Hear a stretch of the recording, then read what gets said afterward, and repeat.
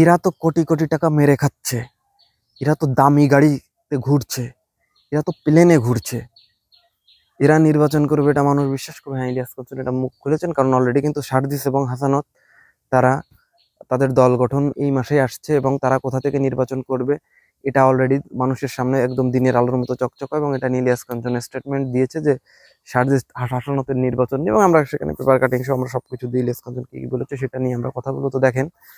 সার্জিস হাসানত তারা আজকে যে পর্যায়ে আছে, এটা পৃথিবীতে যত দেশে আছে, তো এইরকম কোয়ালিটি নিয়ে মানুষ এইরকম জায়গায় যায়, এটা অসম্ভব, এটা অসম্ভব। তারা সমন্বয়ক নাম দিয়ে তারা আসলে অনেক কিছু করছে। এটা ইলিয়াস কাঞ্চনের স্টেটমেন্ট যে আসলে মানে সমন্বয়করা প্রশ্নবিদ্ধ, সমন্বয়কদের নামে মানুষজন মানে খিল্লি করছে যে এটা আসলে প্রশ্নবিদ্ধ, সমন্বয়ক শব্দটা এখন প্রশ্নবিদ্ধ হয়ে গিয়েছে।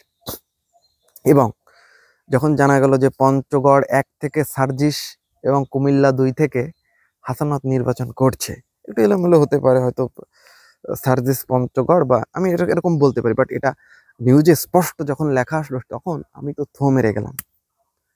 এটা থো মেরে কিন্তু ইলিয়াস কাঞ্চন এটা কিন্তু শেয়ার দিয়ে এটা কিন্তু জানালেন যে এটা একটা জাতির জন্য কতটা লজ্জাকর, যেখানে আমাদের হেভিওয়েট দল বিএনপি রয়েছে, জামায়াত রয়েছে, তো তাদের বিরুদ্ধে নতুন দল গঠন করে সার্জিস হাসানত, তাহলে তো এখানে তো দিনের আলোর মতো চকচকা যে কেন তারা আসলে ওই গদি ছাড়তে চাচ্ছে না, বা সমন্বয়করা নির্বাচন দিতে চাচ্ছে না, বা কেন সমন্বয়করা আসলে মানে কি চায়, তাদের উদ্দেশ্য তো দিনের আলোর মতো চকচকা।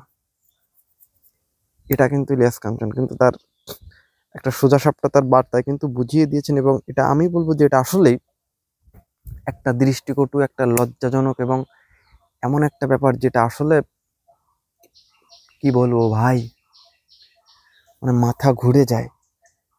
আজকে এই যে সার্জিস সমন্বয়করা আজকে যেভাবে যা করছে, কিচ্ছু বলার নেই, জাস্ট শুধু দেখে যেতে হবে। এবং এটা নিয়ে ইলিয়াস কাঞ্চন তিনিও কিন্তু মেনে নিতে পারছে না যে এই যে সমন্বয়করা যা করছে এটা আসলে যায় না, এটা আসলে কি বলবো, এটা মানে সমন্বয়ক এখন মানুষের একটা চোখের কাঁটা হয়ে দাঁড়িয়েছে। সমন্বয়ক মানে মানুষের চোখের কাঁটা, সমন্বয়ক মানে ভালো কিছু নয়। এটা এখন মানুষ বিলিভ করে যে সমন্বয়ক ওয়ার্ডটা একটা ভোকাল, একটা একটা একটা একটা একটা এমন একটা ওয়ার্ড সমন্বয়ক যেটা আসলে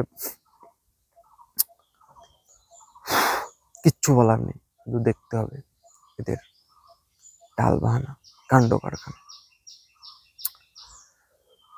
ইলিয়াস কাঞ্চন ক্ষোভ প্রকাশ করেছেন তাদের নির্বাচন নিয়ে, এবং এটা নিয়ে সে তারও স্পেশাল লাইভ আসবে এটা নিয়ে। তো এটা নিয়ে আপনাদের মূল্যবান মতামত কি এটা জানাবেন। তো দেখা হচ্ছে নেক্সট কোনো ভিডিওতে, সে বিষয়ে ফিল্ম স্পেয়ার সঙ্গে থাকবেন।